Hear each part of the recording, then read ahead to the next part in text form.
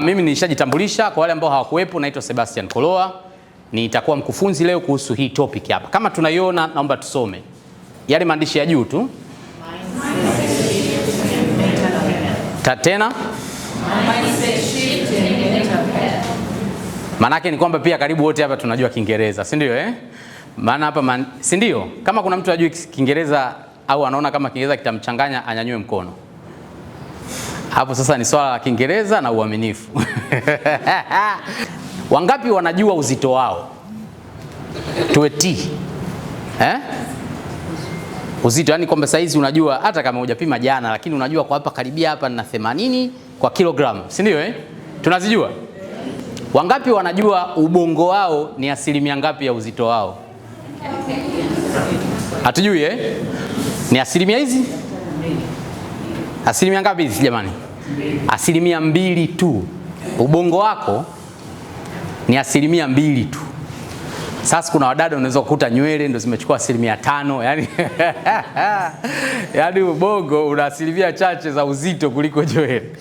Huo ni utani tu. Lakini mwili wetu mwingine huu ndo mkubwa. Kwa hiyo ubongo una asilimia ndogo sana. Kwa hiyo ni kitu kidogo, si ndio Si ndio? Si ndio? Mimi msiponitikia siendelee. Lakini pia ubongo una asilimia 2 tu ya uzito wako, lakini unachukua asilimia 20 ya calories unazo take. Yaani kama ukila chakula, kile chakula kinakupa nguvu, kinakufanya ufikirie na nini? Asilimia 20 ya zile ingredients unazozipata kwenye chakula, ubongo ndo zinauchukua. Ndio maana mtu anaweza kawa anafanya kazi, unasoma au unafanyaje, unasikia njaa ya ajabu. Unajiuliza kwa nini wakati sijafanya kazi ngumu? Kwa sababu ubongo wako unatumia. Sasa ndio maana hii ni mada nzuri. Mental health. Kuhakikisha hiyo akili yako pia ina afya njema kama mwili wako.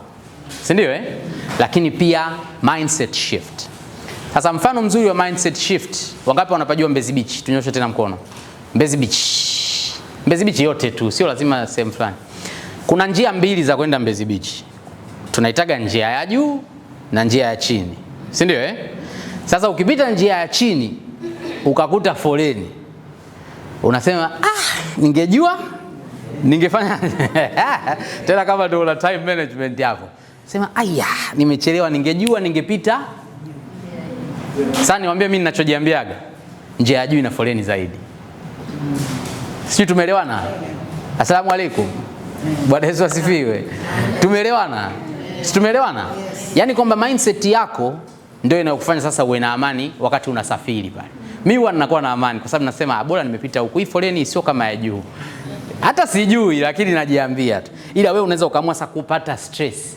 Yaani pale nilijua tu, ningejua tu ningepita kule. Huko huo msafara unaozungumziwa haupo au ndo upo kule. Sisi tunaelewana. Kwa hiyo ndio mindset. Kwa kifupi kabisa, kama unataka kujaribu kuwaza mindset ni kitu gani. Sasa tuna dakika 30 tu hapa. Nitajaribu kutumia 25 ili tupate 5 za maswali, si ndio Baadhi nimeshasikia maswali yenu na vitu kama hivyo. Sasa tunapoanza kwenye mindset, hizi picha tunaziona hapa Kila mtu anajua ana imani gani kuhusu yeye, ambazo hizo imani zinampunguzia uwezo wa kufikia mahali ambapo angeweza kufika. So, tunaona watoto, kwa wale wenye watoto wanajua kabisa watoto wakiwa wadogo wanaogopa kweli majani na mchanga. Mbona huyu mtoto huyu hapo sio kwamba anapiga msamba hapo. Hapo ni kwamba hataki kugusa haya majani. Yaani kwa nini yoyote. Sawa? Hajui kwamba majani yana raha, kwamba ndio itabidi utembee kwenye hayo majani. Belief zake usikute ni kwamba haya majani ni viswa au viwembe. Kwamba vinamfanyaje? Vitamchoma, na yule pia vile vile. What beliefs do you have? Kila mtu hapa nikimwambia andike, baadaye nitaomba tuandike kitu fulani. Kila mtu nikimwambia andike, ana belief zake. Na hizo belief zake au imani zake zina mchelewesha. Sawa? Tunaweza tukashout. Nani anafikiri kuna belief fulani, hata kama sio yeye ni rafiki yake tuseme, anamsemea mtu, Belief gani unayo ambayo unahisi inakuchelewesha? Sema tu. Always next time. There's always next time. Watu watanisema. Watu watanionaje? Watu, unaona hao watu hao? So kuna beliefs ambazo tunazo ambazo zinatuchelewesha. Natamani nimuulize kila mtu hapa, how do you handle your stress? Unafanyaje? Mimi kuoga, kujimwagia maji kichwani. Ukijimwagia maji kichwani, nywele zako wewe zitakuwa za kwako. Kwa hiyo yeye anaoga maji baridi, si ndio anapunguza stress.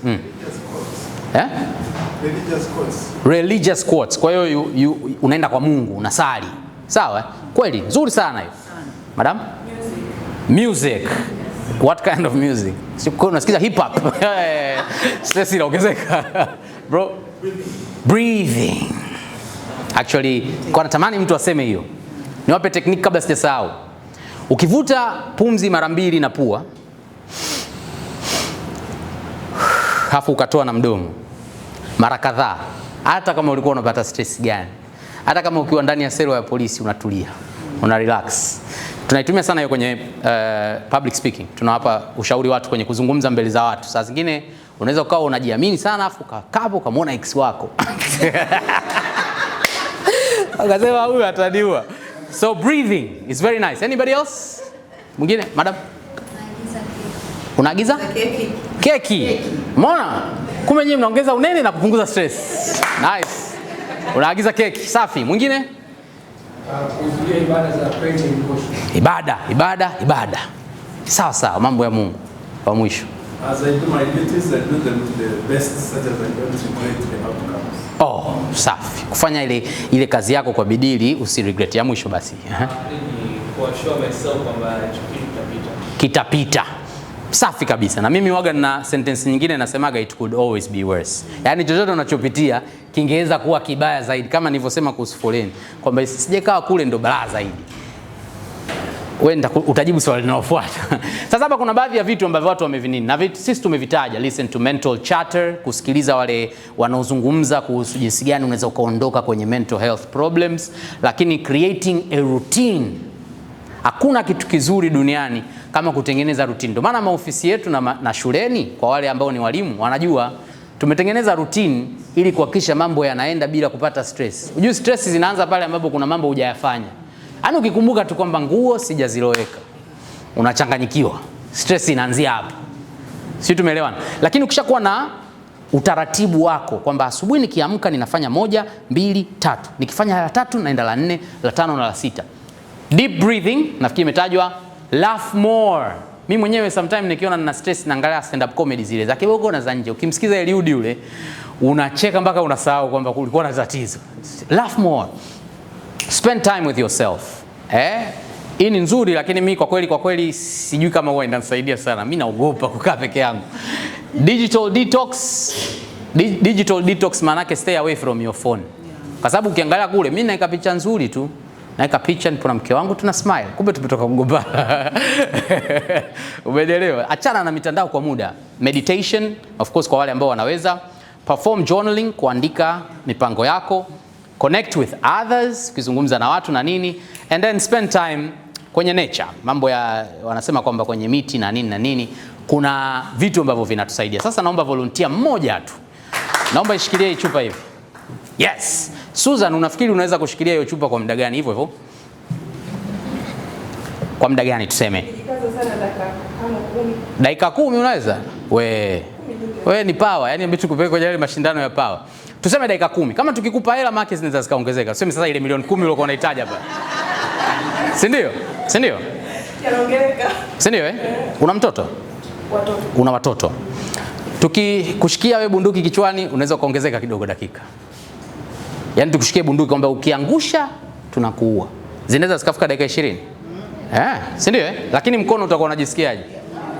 Utaanza kushake au tatizo. Tukishikia bunduki watoto wako.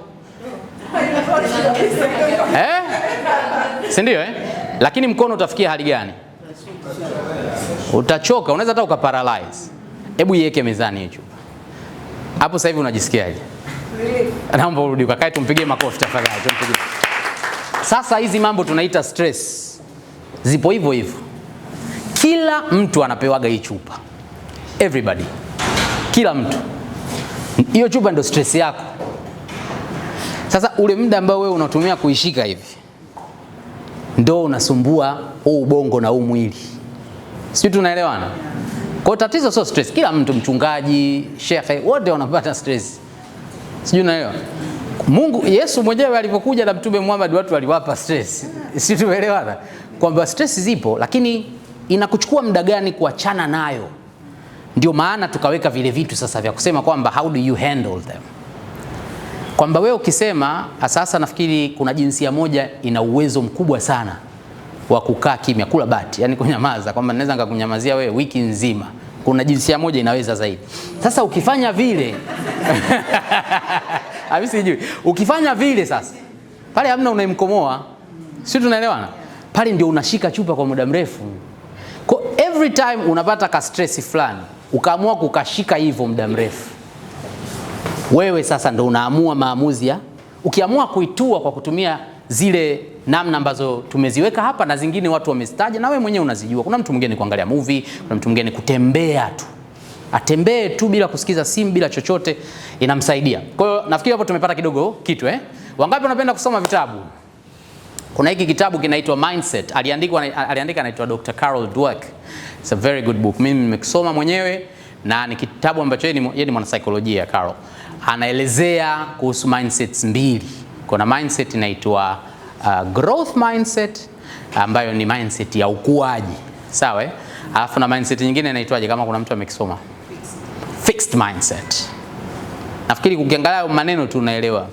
Hiki kitabu nimekiweka hapa kwa sababu natamani twende tukakinunue. Hiki mimi nimekinunua hapa kwa nani? Kwa Joel hapa Bamaga. Hiki kipo. Mimi nilikikuta. Sasa sijui kando nimekishika cha mwisho. Lakini kipo hiki. Na kinauzwa maeneo hayo 30-40. Ni kitu ambacho tunaweza kumudu hapo kwa nikiangalia nyuso zenu tu. Naamini tunaweza. Kwa hiyo maisha yako hayawezi kubadilika mpaka ubadilishe mindset yako. Yaani mindset yako ikiwa kwamba upo kwenye foleni, unaanza kujilaumu na kujitesa na kusema mimi ndio mwisho wa maisha yangu, basi ujue maisha yako yatakuwa hivyo hivyo. So hizi mindset mbili zinaweza kuelezewa hivi. Tunaiona hiyo chupa. Kila mtu shout jibu la hili swali langu. Tunaona hii ni glass, ndio ina maji. Is this glass half full or half empty? Half full. Half full. It's half full. Mbona mnashindana kuelewa? Is it half full? Wangapi wanasema half full wapige makofi? Wapige makofi. Wangapi wanasema half empty? Wangapi hata waelewi kwa hii glass au hawaoni?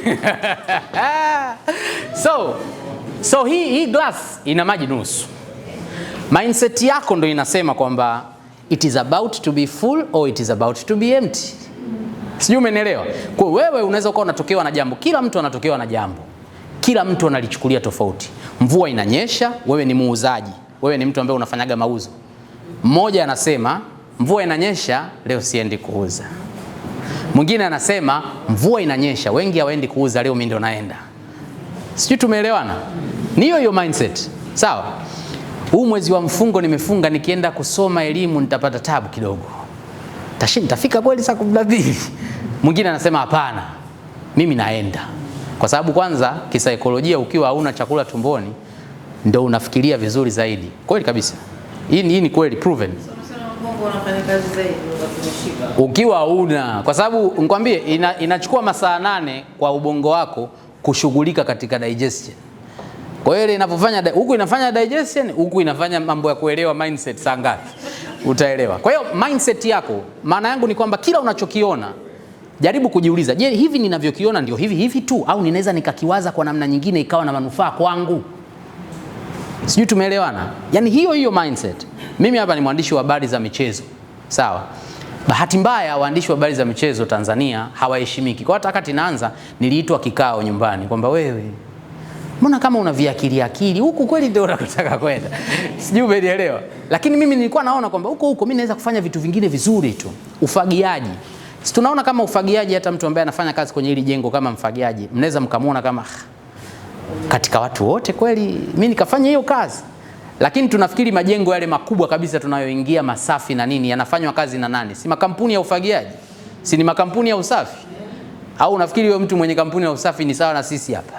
Na yeye pia ni fogo, ni tajiri, si ndio? Kwa hiyo mindset yako tu ndio unayotakiwa kuibadilisha. Kama wewe unaona glass inakaribia kuisha, unaanza kujilaumu, unasema nitafanyaje? Mwingine naona inakaribia kujaa. Niwaambie kingine, hiki nagombanaga sana. Okay, awali tulikuwa tunagombana na mke wangu. Kitu cha Jumatatu. Jumatatu kazini kuna mtiti au kuna biashara fulani ina mtiti au kuna issue fulani. Unaanza kukiwaza Ijumaa. Yaani Jumatatu ikifika nitakoma. Inakusaidia? Jumatatu itafika? Unaanza sasa kuwa na hasira na mimi nakuongelesha, wewe acha tu bwana mawazo ya Jumatatu. Sasa Jumatatu imefika. Unanisumbua, si ndio? So the way we think about ourselves and our abilities, that is mindset. Jinsi tunavyowaza kuhusu sisi wenyewe na uwezo wetu. Huyu mtu ameruka, yuko angani, unajua hapa, sio kwamba amecholwa. Yuko angani na ameiachia ipikipiki, anakuja kuidaka huko Mwenge. Sisi tumeelewana? Huyu ni binadamu, sio robot. Huyu ni binadamu. Sisi wote hapa tuna uwezo wa kujifunza lugha 8, 9 mpaka 10. Sisi tunaelewana? Wangapi wanajua lugha 3? 2 sinajua Kiswahili na Kiingereza. Wangapi wanajua lugha zao za nyumbani? Basi tuseme hivyo. Si ndio ya 3 hiyo? Au mtaka mpaka hiyo ya Kifaransa? So binadamu anaweza kujifunza lugha 8, 9, 10. Unajua ukisema lugha 3 watu wanawaza Spanish, no, Kichaga hicho Kisukuma. Hizo ni lugha 3. Si unazijua? Si kuna watu hawazijui, wanajua moja tu. Si ndio Hasa mwanadamu anaweza kujifunza hata lugha 8. Kwa mfano mtoto akizaliwa sehemu ambayo watu wanazungumza lugha 8, anakuwa anazijua zote 8. Mwanadamu ana uwezo mkubwa sana. Ana uwezo wa kufikia mbali sana. Lakini wewe sasa, ile swali langu la awali, wewe unaamini kuna vitu gani vinakuzuia? Mimi ni mwanamke wa Kiislamu. Sijui umenielewa? Sidhani kama nitaweza kufanya hicho. Mimi bwana nimekulia kijijini. Hawa kinaseba hawa. Unaona unajua Kiingereza hawa ni wakishua. Nani kakwambia? Sijui tumeelewana? Mimi ni mke wa mtu bwana, kwenda kusimama mbele za watu kuongea hizi mambo sio nzuri. Kasema vizuri kabisa. Kweli wengi tu wanayo, si ndio? Kwa hiyo mindset yako wewe ndio inayokubadilisha. Na tunachotaka kukichukua hapa ni kwamba hata hicho unachokijifunza kuna uwezekano mkubwa sana usikichukulie maanani kwa sababu tu ya mindset yako. Yaani unawaza kwamba mimi siwezi. Sijui umeelewa? Hiki anachokifanya ujamaa kila mtu anaweza kukifanya ukifanya mazoezi vya kutosha. Of course kuna talent, kuna nini na vitu kama hivyo. Lakini mindset, uzuri wake, habari nzuri ni kwamba inabadilika. Yaani ni kitu ambacho kinafanyaje? Kinabadilika. Kwa hiyo ukiamua leo kubadilisha mindset yako, unaweza kubadilisha. Kuna watu ambao ni wabaguzi wa dini. Mimi nao ndugu zangu kadhaa. Akisikia tu mtu ni Muislamu, anapunguza. Kuna watu ni wabaguzi hata wa timu. Ukija na jezi ya Yanga tu hapa anakuangalia vibaya. Lakini ni mindset tu. Ni kweli huyo ndo mtu alivyo au kwamba ndio kwa sababu ni tofauti na wewe hafai? Si ndio? So hizo mindset ndio hiyo. How tunajifikiria sisi na ability zetu. Sasa leo mimi natamani tuzibadilishe. So fixed versus growth mindset ni kitu chepesi sana. This is a fixed mindset, umejifungia. Hata kama umesoma, una degree, nimefurahi hapa kusikia watu wana tasnia zao lakini wanakuja kujifunza vitu vingine. Watu wamesomea professions zao lakini wanakuja kujifunza vitu vingine. That is very nice. That is very nice. Kwa sababu wewe glasi yako iko hivi. Unaweza kuongezeka, unaweza kukua zaidi, unaweza kutumia taaluma yako kwenye mambo mengine mazuri zaidi. Sisi tunaelewana? Fixed mindset ni ile kwamba hapa nilipofika ndo hapa basi tena. Umejifix, mimi nilivyo hivi ndio nilivyo hivi. Siwezi kubadilika. So those are the two mindsets. Ukipata nafasi ya kwenda kusoma kile kitabu utaelewa zaidi. Ukitaka kujua tofauti kwa wepesi kabisa, fixed mindset haitaki changamoto na inaogopa kushindwa. Ndio maana haitaki changamoto. Naomba msamaha sana madam. Lakini hii fixed mindset wasomi wanayo sana hiyo. Sisi tumeelewana? Kwa sababu shule tunafundishwa kwamba kufeli ni kubaya.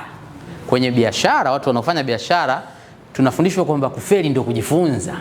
Si ndio Walimu mmewaambia wanafunzi ukifeli kama mnachapa. Nyinyi nasikia international school sio shule ya msingi nyinyi mchapi nyinyi. Lakini avoids challenges and fears failure. Mambo mangapi umeacha kwa sababu tu unaogopa kushindwa? Kama unaandika, take this sentence. Kuna bishop mmoja anaitwa TD Jakes, aliulizwa na mtoto wake, kama bwana mimi naenda kusoma kitu fulani, vipi kama kikiwa sio chenyewe? Vipi kama hiki sio kitu ambacho mimi natakiwa nikisome? Tena unasaidia watu ku careers, right? Vipi kama hii sio career ninayotakiwa nisome? Akamjibu, if it is not the thing, it will be the thing that leads to the thing. Nimeenda haraka sana au Kiingereza cha ndani sana. If it is not the thing what you're doing, it will be the thing that leads to the thing. Hata kama unachokifanya sio chenyewe hapo hapo. Na wengi wetu ukiangalia bado tulivyo. Tumesoma economics, sasa hivi tunapiga picha. Wewe umesoma nini Krushu? Sawa. It's not the thing, but it will be the thing that leads to the thing. Kwa nini ukiogope sasa? Saa zingine it's the thing. Lakini ukiacha, huwezi kujua if it is not the thing or it is the thing. Si ndio eh? Si ndio? So very important, usiwe unaogopa. Growth mindset inajifunza siku zote, na nyinyi hapa mpo step ya kwanza towards growth mindset. Ina adapt. Mimi nimekaa hapa nyuma nasikiza kuhusu time management. Tena nimependa sana hiyo swala cultural. Kweli culture zetu, nyinyi hamkumuelewa huyu bwana. Alikuwa anaeleza vizuri kwamba culture yetu ndio inaruhusu wa politicians watuzuie barabarani.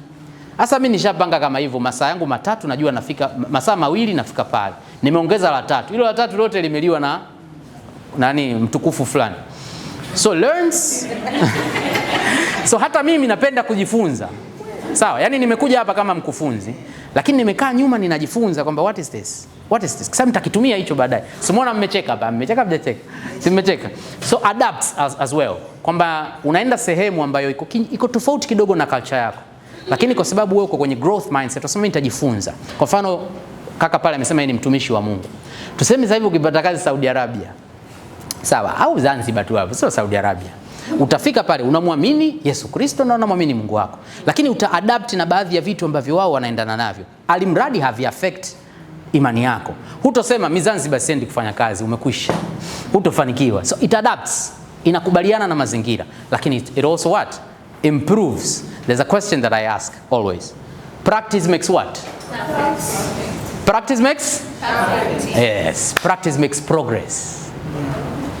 Nani unamjua perfect? Labda mitume wa Mungu. Nani unamjua perfect? Na Mungu labda. Lakini sisi hapa kuna mtu yuko perfect. Unaweza kusema kwamba eti if you practice enough you'll be perfect. No, you will improve. Practice makes progress. Practice doesn't make perfect. Chana na hiyo perfectism, itakuchanganya. So what is mental health? Ubongo wako ili uwe salama tunasemaje?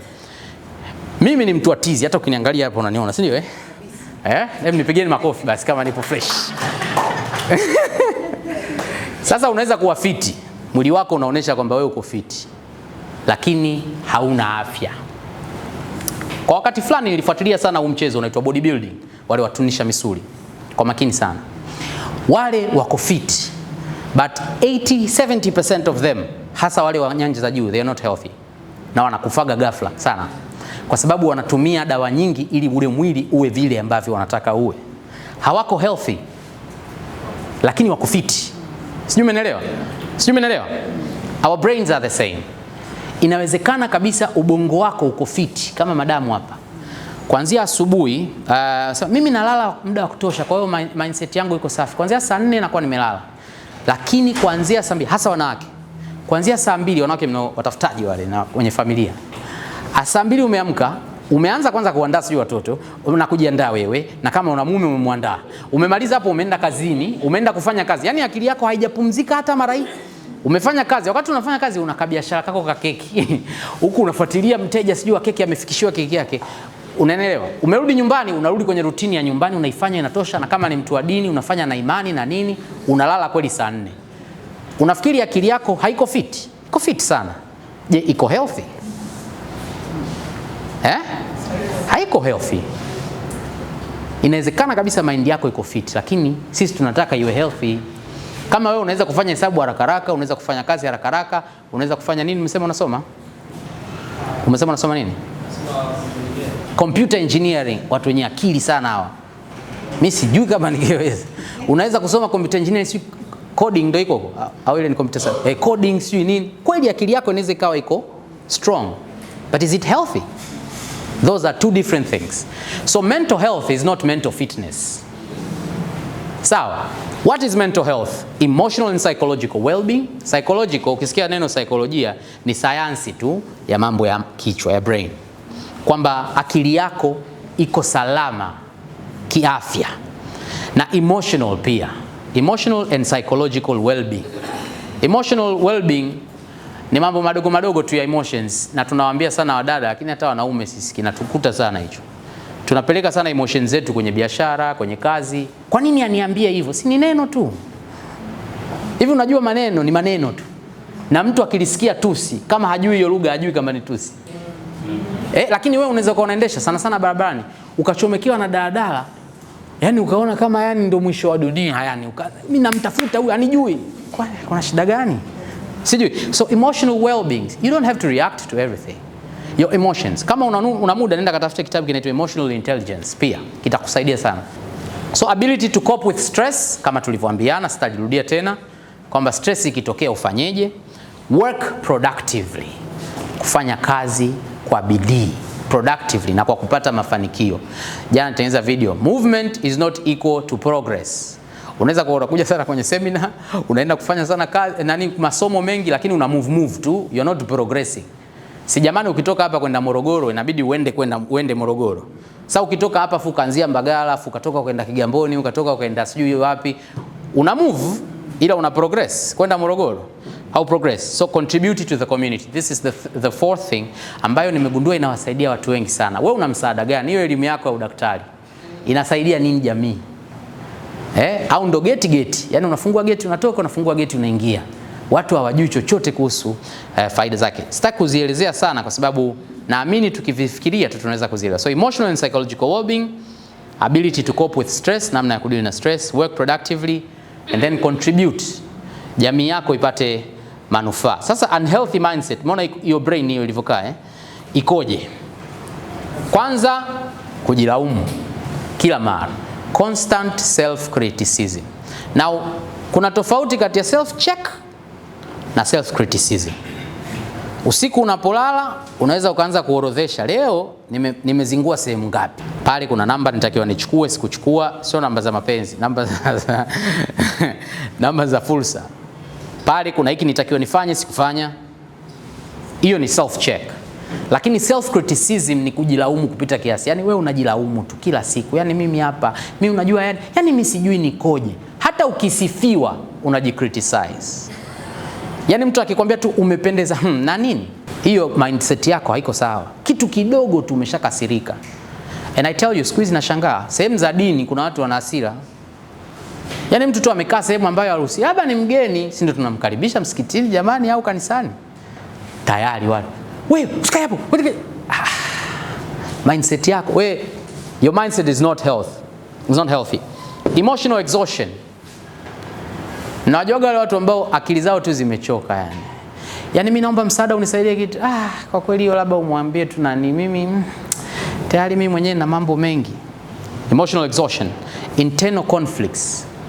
Ndani yako kuna mivutano. Kuna akili inakwambia niende, akili inakwambia siende. Akili inakwambia niwahi, akili inakwambia nisiwahi. Akili inakwambia nifanye, akili inakwambia nisifanye. Kila mara kila ukitaka kufanya kitu yani mpaka unachokuja ukifanya mwishoni ni kama tu umefanya fanya. Yani hauna ule uhakika. Alafu ya mwisho kabisa, very important, inferiority complex. Tunajua inferiority complex? Watu gani wana inferiority complex sana? Kwa mfano watu wa kijijini. Sisi tulipokuwa kijijini kwa mfano, tulipoenda town, mimi nimekulia Lushoto huko kijijini. Nilipotoka kule nilikuwa kwanza na lafudhi nzito ya Kisambaa ile. Yaani nikiongea, hebu ni imagine mimi afu ndio nakwambia wewe unajua kwamba unajua zile. Sasa nilipofika Morogoro mjini pale naona watu wanaongea. Naona kwanza kama wananicheka hivi. Yaani kila mara naona kama wanachukulia poa. Inferiority complex hiyo ni sign mojawapo ya kwamba wewe akili yako ina tatizo. Umenielewa? Yaani ukikaa tu mbele za watu una wasiwasi. Hata afu unakuwa mkali kwa vitu vidogo. Wewe umenionaje? Kwa nini unaniuliza hivyo? Nataka nikusaidie. Feminists, kuna wale sentensi watu wanaitwa feminists. Madam tafadhali naomba uje mbele. Kwa nini umeniita madam? Naomba nikusaidie kiti. Kwa hiyo umeona mimi sina nguvu. Yaani inferiority complex. Jinsi ambavyo mambo yanaenda ni kwamba unakuwa na negative belief, una wazo baya kuhusu wewe, ndo kama hiyo. Umejiona mimi umenionaje? Au mimi ni mwanamke, au mimi ni mwanaume wa kijijini, au mimi ni hivi. Mimi ni height pia. Watu wengine height inawaletea sana inferiority complex. Negative belief ina lead to stress. Stress inaleta anxiety, unajisikia vibaya tu hovyo, alafu inatokea sasa ile total burnout, ambayo burnout ndio inaweza hata kusababishia ukapata hata stroke. Inaungana, sio kitu kimoja. Ndio ile mfano nilikuwa nimetoka kushika chupa. Lakini healthy beliefs, imani chanya. Kwa mfano mimi nimeamua kwamba kila mtu ninayemwaza akinifanyia chochote au akifanya chochote, naanza kuwaza kwa nini huyu anaweza kafanya hivi. Sio, umeelewa? Kwa mfano polisi, traffic, mimi nilikuwa nakasirikia sana traffic. Ilikuwa traffic akinikamata tunajua mama nimekuisha. Alafu traffic wanakuwa wakali kweli ya kukamata. Wewe, kwa nini? Unajua? Yaani baadaye nikafikiria hawa ni watu wanafanya kazi juani siku nzima. Wanavaa mavazi meupe kwenye vumbi. Unafikia akirudi nyumbani anakuwa anapendwa yule? Amechafuka. Kwa hiyo nikamwonea huruma kwamba hii ni matokeo tu ya jinsi ambavyo maisha yake yapo. So ukiwa na healthy belief. So hiyo healthy belief inanisaidia sana na watu wengi. Lakini hiyo healthy belief inakusaidia unakuwa na resilience. Kwa hata yule traffic nikimuona naweza kuvumilia matusi, maneno, makasiriko yote atakayoniambia. Alafu inanipa confidence ya kumwambia pole, samahani, kama unataka kuniandikia nimekosea, niandikie tu, haina shida, tajitahidi mimi kulipa. And then inanipa stability. Zig Ziglar anasema positive thinking will help you do everything better than negative thinking will. Sawa, kama utaondoka na hii sentence itakuwa vizuri sana. Kuwaza chanya, mawazo chanya yatakusaidia kwenye kila kitu zaidi ya negative thinking. Sio kila kitu, ila kila kitu zaidi ya negative thinking. Ukisoma hiyo ya juu peke yake ndio ile watu wanasemaga wewe jikaze tu na positive thinking, it won't help you. Positive thinking will help you do everything. Hapana. But it will do better. Positive thinking haiwezi kunifanya mimi nipigane na Mwakinyo, atanipasua. Lakini negative thinking itaniharibu zaidi nikitaka kukutana na Mwakinyo, si ndio? So positive thinking is better than negative thinking. That's everything that we say. Tunajua michezo. Katika michezo kuna kufunga na kuna kufungwa. Si ndio? Lakini pia kuna kujifunga. Na kujifunga kunafanana na kufunga kwa sababu mpira unatumbukia pia kwenye goli, ila kumbe ni goli lako. Mimi nikikutukana wewe, nimekufunga. Wewe ukinitukana mimi, unahisi kama umenirudishia, yani umesawazisha, si ndio? Hapana, umejifunga. Si umeelewa? Kwa sababu mimi nikikutukana wewe, lengo langu ni wewe ukasirike. Usipokasirika lengo langu halijakamilika. Kwa hiyo unakuwa wewe ndio umenifunga sasa hata magoli 2, 3, 4 mpaka 5. Na ndio maana naumia zaidi. So ukitukanwa ukarudisha, hujafunga. Lakini kwa sababu mpira umetumbukia golini unahisi kama na wewe umefunga. Kumbe umejifunga na utaondoka hapo na hasira. Mimi hawezi kuni nani, lakini wewe ndio umesikia vibaya. Ila ukicheka tu kaendelea, yeye anashindwa kuelewa yule ameniona mimi mjinga au nini. Unaelewa? So hiyo ni mindset nzuri sana. Asante sana. Basi